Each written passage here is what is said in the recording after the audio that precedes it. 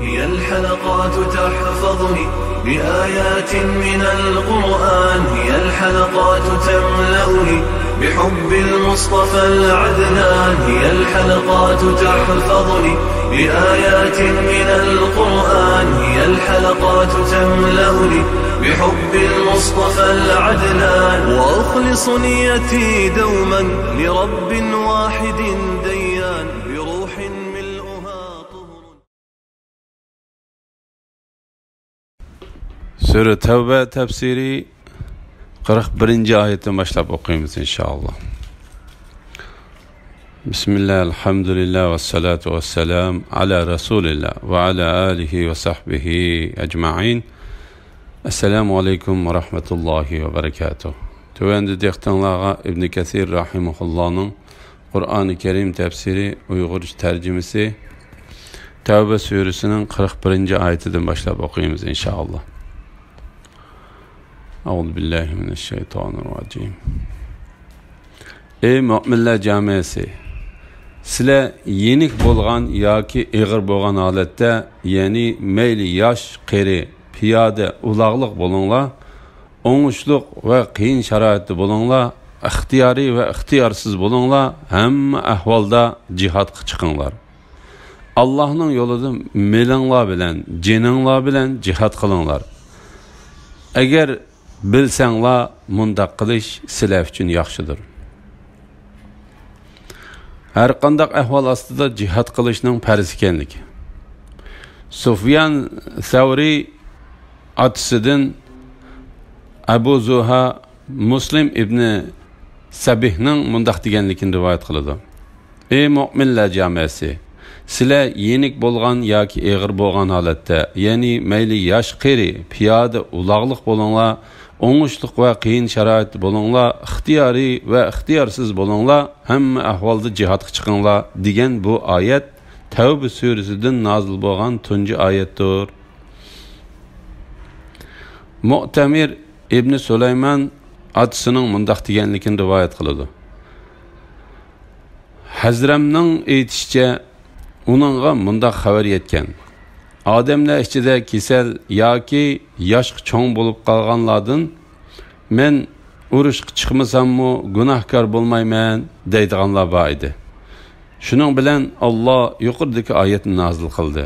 Alloh taolo bu oyatda musulmonlarni Romlik kofirlardan iborat ahli kitobdan bo'lgan Alloh taoloning dushmanlariga qarshi urush qilish uchun Tabuk g'azoti bo'lgan yili Payg'ambar alayhissalom bilan birga urushga umumyuzlik chiqishga buyurdi. Alloh mu'minlarga ixtiyoriy yoki majburiy ahvollarda bo'lsin, qiyinchilik yoki osonchilik ahvollarda bo'lsin, har qanday ahvol ostida Payg'ambar alayhissalom bilan birga jihodga chiqishni farz qilib mundaq dedi. Ey mu'minlar jamiyasi, sizlar yenik bo'lgan yoki ig'ir bo'lgan holatda jihodga chiqinglar. Ali ibn Zayd Anasdan Abu Talhaning mundaq deganligini rivoyat qiladi. Qari yosh hammasi jihodga chiqadi. Alloh jihodga chiqmagan hech kimning uzrisini qabul qilmaydi. Keyin u Shamga berib jihodga qatnashib, toki shahid bo'lguncha jihod qildi. Yana bir rivoyatda Abu Talha Tavba surasini o'qib, ey mu'minlar jamiyasi, sizlar yenik bo'lgan yoki ig'ir bo'lgan holatda jihodga chiqinglar. Allohning yo'lida melinglar bilan, jininglar bilan jihod qilinglar degan oyatga kelganda mundaq dedi. Bu oyatdan Rabbimizning qari yosh hammamizning jihodga umumyuzlik chiqishimizni buyurganligini tushundim. Ey ballalarim, meni tayyorlab jihodga yo'lga selinglar. Ballar onunla. Allah sana rahim qilsin. Sen Peygamber aleyhisselam bilen u vafat bo'lguncha g'azotlarga qatnashding. Abu Bakr bilan u vafat bo'lgan qadar birga jihad qilding. Umar bilan u vafat bo'lgan qadar birga jihad qilding. Endi sening o'rningda biz jihad qilayli dedi. U buningga qo'shilmadi. Axir u kemiga o'ltirib mujohidlar bilan yurib ketdi.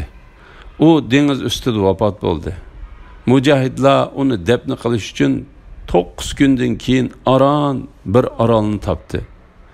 Bu jarayonda onun cesedi çirimagan edi. Ular onu shu aralga dafn qildi. Ya Allah. Ey mu'minlar jamiyasi, sizlar yenik bo'lgan yoki ig'ir bo'lgan holatda jihodga chiqinglar. Suddi bu oyat haqida mundaq deydi. Boy yoki kambag'al bo'linglar, kuchlik yoki ojiz bo'linglar, hamma holatda jihodga chiqinglar. Aytishlar qaraganda bir kuni Miqdad ismli bir odam payg'ambar alayhisalomning qashiga kelib, o'zining nihoyat cho'ng va semiz odam ekanligidan shikoyat qilib, urushga chiqmaslikka ruxsat qilishini talab qildi. Payg'ambar alayhisalom uning ruxsat qilmadi. Ondan shu kuni ey mu'minlar jamiyasi, sizlar yenik bo'lgan yoki ig'ir bo'lgan holatda jihodga chiqinglar degan oyat nozil bo'ldi. Bu oyat nozil bo'lgandan keyin uning hukmi kishilarga ig'ir keldi. Shuning bilan Alloh taolo oyatning hukmini amaldan qoldirib mundaq dedi. Ojizlar, ya'ni yashangan boylar, kasallar jihodga chiqishga xarajat topolmaganlar, Allah va Allohning payg'ambariga sodiq bo'lsalar, jihodga chiqmasa gunoh bo'lmaydi. Yaxshi ish qilguvchilarni ayblashga yo'l yo'qdir. İbn Jarir Hibban ibn Zayd Shar'abiyning mundaq deganligini rivoyat qiladi. Biz Safvan ibn Amr bilan billa Absus tarafdagi Jimrajima degan yerga urush qilib chiqdik. Safvan Hims degan joyning valisi edi. Men hujumga atlangan qo'shinning ichida ularga minib olgan o'zi Damashqlik ikki qishi ko'zlariga tushgan nihoyat yashangan bir odamni ko'rib, uning oldiga bordimda, ey ota, Allah haqiqatan sizdek yashangan bir odamning o'zirisini qabul qildigo dedim. U ikki qishini ko'tarib, ey qarindishimning o'g'li, Allah bizden yenik bo'lgan yoki ig'ir bo'lgan holatda jihodga chiqishimizni talab qildi. Bilginki Allah o'zi yaxshi ko'rgan kishini ig'ir sinoqlar bilan sinaydi. Ondan Allah uni qayta tirildirib mangu qoldirdi. Allah bandalaridan faqat shukr qilgan, sinoqlarda chidamliq bo'lgan, Allohni yod etib turgan, g'olib va buyuk Alloh taolodan boshqa hech narsaga ibodat qilmagan kishinilar sinaydi dedi. Allah Teala pul malni Allah yo'lida sarf qilishga, Allah va uning payg'ambari rozi bo'ladigan yo'lda jonni sarf qilishga qiziqtirib mundaq deydi. Allah'ning yo'lida melinglar bilan, jininglar bilan jihad qilinglar. Agar bilsanglar, mundaq qilish sizlar uchun yaxshidir. Ya'ni mundaq qilish sizlar uchun dunyo va oxiratda yaxshidir. Chunki sizlar ozroq chiqim qilasizlar. Ondan Allah sizlarga dunyoda dushmanlaringlarning mol-mulkini g'animat qilib berdi. Oxirat sizlar uchun katta mukofotni tayyorlab qo'ydi. Payg'ambar alayhisalom bu vaqtda mundaq deydi.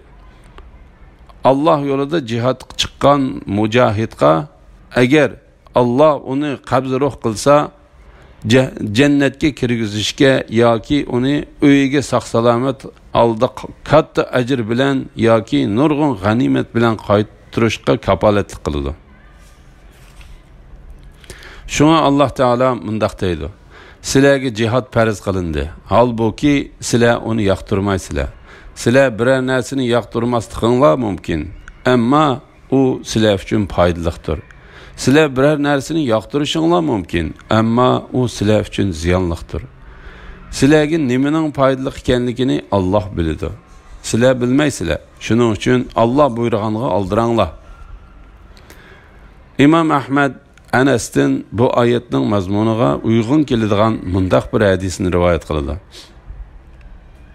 Payg'ambar alayhisalom bir odamga islomga kirgin deydi. U men islomga kirishni yoqtirmayman deydi. Payg'ambar alayhisalom islomni yoqtirmagan taqdirdimi unaga kirgin deydi.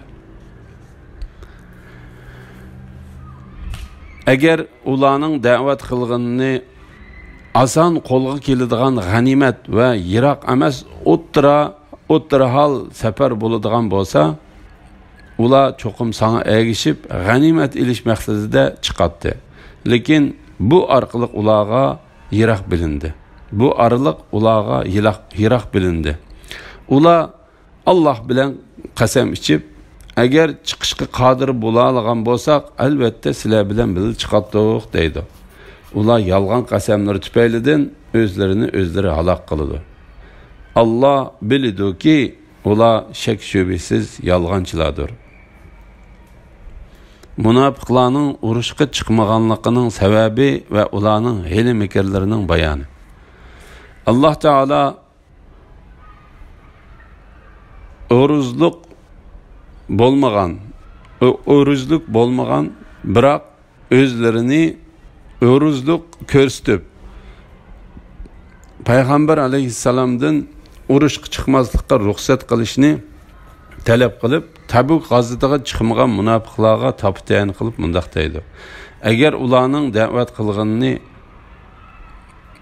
oson qo'lga keladigan g'animat va yiroq emas, o'ttira hal safar bo'ladigan bo'lsa, ya'ni yaqin atrofdan oladigan g'animat va yaqinga boradigan safar bo'lsa, ular cho'qim sana ergishib g'animat elish maqsadida sen bilan birga chiqadi. Lekin bu orqali, ya'ni Shamgacha bo'lgan musofa ularga yiroq bilindi.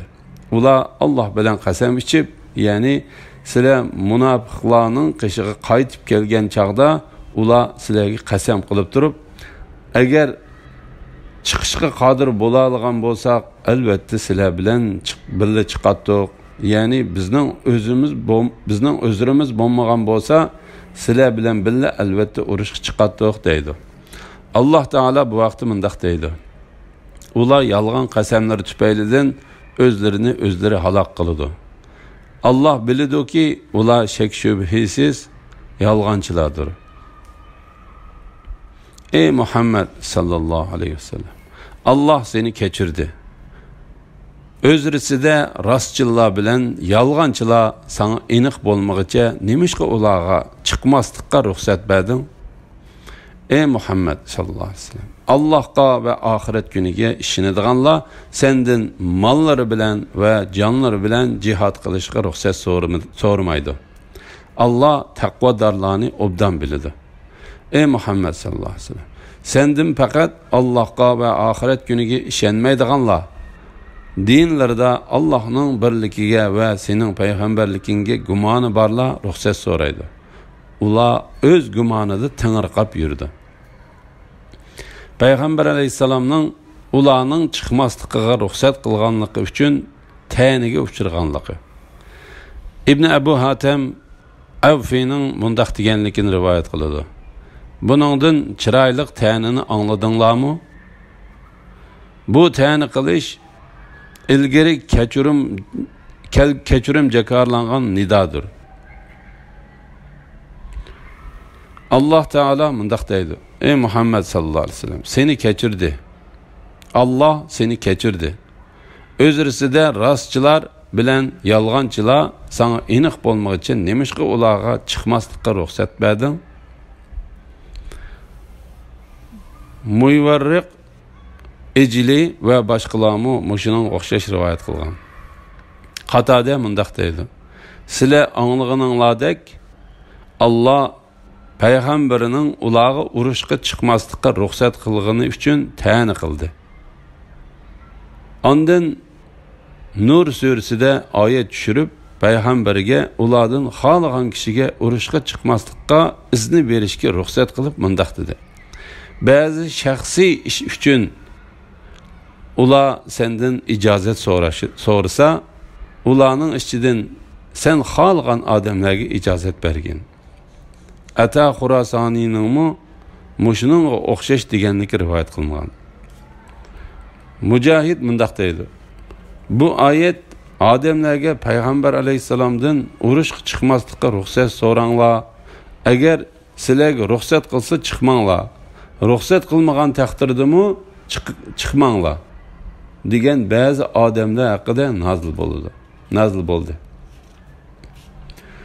o'zrisida rostchilar bilan yolg'onchilar sana aniq bo'lmag'icha nimishqa ularga chiqmaslikqa ruxsat berding? Ya'ni Alloh taolo mundaq deydi. Ular sendan urushga chiqmaslikqa ruxsat so'rab kelganda, ulardan birigimi ruxsat bermagan bo'lsang, sana itoat qilishda ulardan kimning rostchil ekanligini va kimning yolg'onchi ekanligini aniq bilading. Ularga ruxsat qilmagan bo'lsangmi, shak shubhisizki ular urushga chiqmaslikni qaror qilib bo'lgan edi. Shunga Alloh payg'ambarga, Alloh taologa va uning payg'ambariga ishonadigan hech bir odamning urushga chiqmaslikqa uningdan ruxsat so'ramaydiganligidan xabar berib, mundaq deydi: Ey Muhammad sallallohu alayhi vasallam, Allohga va oxirat kuniga ishonadiganlar sendan mollari bilan va jonlari bilan jihad qilishga bormasligi uchun ruxsat so'ramaydi. Chunki ular jihadga chaqirilsa, buyruqqa bo'ysunib jihadga darhol chiqadi. Alloh taqvodorlarni obdan biladi. Ey Muhammad sallallohu alayhi vasallam, sendan faqat Allohga va oxirat kuniga ishonmaydiganlar, ya'ni qilgan amallari uchun oxiratda Alloh taolaning savobini umid qilmaydiganlar, dillarida Allohning birligiga va sening payg'ambarligingga gumoni borlar, ya'ni sen ularga ilib kelgan narsaning to'g'riligiga dillarida shak qiladiganlar hech qanday o'zirsiz holatda urushga chiqmaslikqa ruxsat so'raydi. Ular o'z gumonida tingirqab yurdi. Ya'ni ular bir qadam oldiga mangsa, bir qadam keyniga dessab gangirab yurdi. Ularning mustahkam maydoni bo'lmaydi. Ular mu'minlarga tava emas, kafirlarga tava emas. O'ttirda gangirab yurib halok bo'ladigan qavmdir. Alloh gumroh qilgan kishini hargiz to'g'ri yo'lga boshlay olmaysan.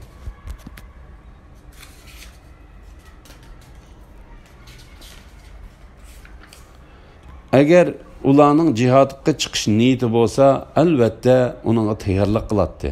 Lekin Alloh ularning chiqishini yoqtirmadi. Ularning dillariga o'rinliqni selib, ularning irodasini sundirdi. Ularga uylarida qilib qalg'uchilar, ya'ni ayollar, kichik bolalar, ojizlar bilan qilinglar deyildi. Agar ular sizlar bilan birlikda chiqqan bo'lsa, oranglarda faqat fitna fasodni ko'paytirdi. Oranglarga bo'lgunchilik selish uchun cho'qim suxanchilik bilan shug'ullanadi. Oranglarda ular uchun tinglaydiganlar bor. Alloh zolimlarni, ya'ni munofiqlarning ish-tishini obdan bilgichidir. Munofiqlarning abdi-bashirisini ichib tashlash to'g'risida. Agar ularning sen bilan birga jihodga chiqish niyati bo'lsa, albatta uningga tayyorlik qiladi. Lekin Alloh ularning chiqishini yoqtirmadi. Ya'ni Alloh ularning sen bilan birga chiqishini yomon ko'rdi. Ularning dillariga o'rinliqni selib, ularning irodasini sundirdi. Ularga uylarida qilib qog'uchilar, ya'ni ayollar, kichik bolalar, ojizlar bilan qilinglar deyildi. Ondan Alloh taolo ularning mu'minlar bilan birga chiqishni yoqtirmaganligini bayon qilib, mundaq deydi: Agar ular sizlar bilan birlikda chiqqan bo'lsa, oranglarda faqat fitna fasodni ko'paytirdi. Chunki ular to'g'ri yurak qo'rqinchoqlardir. Aranglarga bo'lgunchilik selish uchun cho'qim suxanchilik bilan shug'ullanadi. Ya'ni aranglarda chiqimchilik qilish, dushmanlik va fitna fasod terish uchun yugurib yuradi. Aranglarda ular uchun tinglaydiganlar bor. Ya'ni munofiqlarning tegi-tektini bilmay ularga itoat qiladigan, ularning gap so'zlarini ko'tarib yuradigan va ulardan maslahat oladigan kishilar bor. Bu ahvol mu'minlarning orasida yomon oqibat keltirib chiqardi va cho'ng buzg'unchilik sababchi bo'ldi. Muhammad ibn Ishoq mundaq deydi: "Menga yetib kelgan xabarlarga asoslanganda jihodga chiqmaslikqa ruxsat so'raganlar 100 obro'li kishilar ekan. Ularning ichida Abdulloh ibn Ubay ibn Salul va Jaddu ibn Qays qatorliqlar bo'lib, ular o'z qavmlarining 100 obro'li kishilar edi. Alloh agar ular Muhammad alayhissalom bilan birga jihodga chiqqan taqdirda, ularning qo'shin ichida payg'ambar alayhissalomga qarshi fitna tug'dirganligini bilganligi uchun ularning jihodga chiqish irodasini sundirdi. Ular 100 obro'li kishilar bo'lganligi uchun qo'shin ichida ularni yaxshi ko'radigan, ular chaqirgan narsaga itoat qiladigan kishilar bor edi. Shunga Alloh taolo mundaq dedi: Aranglarda ular uchun tinglaydiganlar bor. Ondan Alloh taolo o'zining ularning asli qiyofatini to'liq biladiganligini xabar qilib mundaq deydi: Allah zalimlarni, ya'ni munofiqlarning ichi teshini obdan bilguchidir. Alloh taolo bu oyatda o'zining vujudga chiqqan narsani, vujudga chiqadigan narsani, vujudga chiqmagan narsani, agar u vujudga chiqqan taqdirda qanday holatda vujudga chiqadiganligini obdan biladiganligidan xabar qiladi. Shunga Alloh taolo mundaq deydi: Agar ular sizlar bilan birlikda chiqqan bo'lsa, aranglarda faqat fitna fasodni ko'paytirdi. Allah bu oyatda ular jihodga chiqmagan turug'liq, agar ular jihodga chiqqan taqdirda qanday ishlarning yuz beradiganligini oldin xabar berdi, oldin xabar qildi. Alloh taolo bu vaqtda mundaq deydi: Ular dunyoga qaytarilgan taqdirdami, man'i qilingan ishlarni albatta yana qiladi. Shubhisizki ular iymon etadi degan va'dasida yolg'onchilardir. Agar Alloh ularni biror yaxshilik bor deb bilsa edi, albatta ularga haqni anglatadi. Ularga anglatgan taqdirdami, ular haqdan albatta yuz o'rgan holda bosh tortadi. Agar biz ularga o'zinglarni o'ltiringlar yoki yurtinglardan chiqib ketinglar deb amr qilgan bo'lsak, ya'ni ilgirkilarga yuklagandek ig'ir takliflarni ularga yuklasak edik, ularning ozg'inisidan boshqasi buni ijro qilmaydi. Agar ular qilingan va'z nasihatga amal qilsa edi, albatta ularga yaxshi bo'ladi va iymoni mustahkam bo'lgan bo'ladi. Gumrohlik va nifoqdan eng yiroq bo'lgan bo'ladi. U chaqda dargohimizdan ularga albatta büyük ajr, ya'ni jannat ato qiladiq. Ularni albatta to'g'ri yo'lga hidoyat qiladiq. Qur'oni Karimda bu mazmundagi oyatlar nihoyat ko'pdir. Ilgari ular toki Allohning yordami kelganga, Allohning dini üstünlük qozonganga qadar haqiqatan bölgünçülük selishga uringan, sana hilmikerlarni ishlatgan edi. Halbuki ular mundaq bo'lishini, ya'ni dinning üstünlük qozonishini yomon ko'rguchilardir. Alloh taolo payg'ambari Muhammad alayhissalomni munofiqlarga qarshi turishga ilhomlantirib mundaq deydi: Ilgari ular toki Allohning yordami kelganga, Allohning dini üstünlük qozonganga qadar haqiqatan bölgünçülük selishga uringan, sana hilmikerlarni ishlatgan edi. Ya'ni sana va sening sahobalarınga hilmikerlarni ishiltish, diningni mag'lubiyatga uchirtish, dinining nurini uzun müddet o'chirib tashlash uchun ular haqiqatan barliq chora-tadbirlarni ishga soldi. Bu payg'ambar alayhissalomning Madinaga kelgan dastlabki vaqti bo'lib, uningga bir tarafdan arablarning hammasi birlashib hujum qilsa, yana bir tarafdan Madinadagi yahudiylar va munofiqlar hujum qiladi. Alloh Badr urushida uning yordam berib, tavhid kalimasini ustunlikka erishtirganda Abdulloh ibn Ubay va uning hamrohlari qatorliq munofiqlar bu shundaqli bo'lib qolgan bir ishdir deyishdi-da, dillarida kufrni yoshirib, tashqi jihatda islomga kirdi. Ondan Allah İslamni ve Müslümanlarını gün sayın galbiga eriştirgen siri munofiqlar chidiy olmay ochiqlarini ichiga yutishdi. Şuna Allah Teala mundaq deydi. Halbuki ular mundaq bo'lishni, ya'ni dinning ustunlik qozonishini yomon ko'rguchilardir. Alhamdulillah. Allah şükürler olsun. Yuqorida Tavba suresi tafsiridan 48. oyatgacha anladinglar. Axirini keyin qitimliq o'qishimiz davomlashtiramiz inshaalloh. Va sallallohu ala Muhammad va ala alihi va sahbihi va sallam. Assalomu alaykum va rahmatullohi va barakatuh.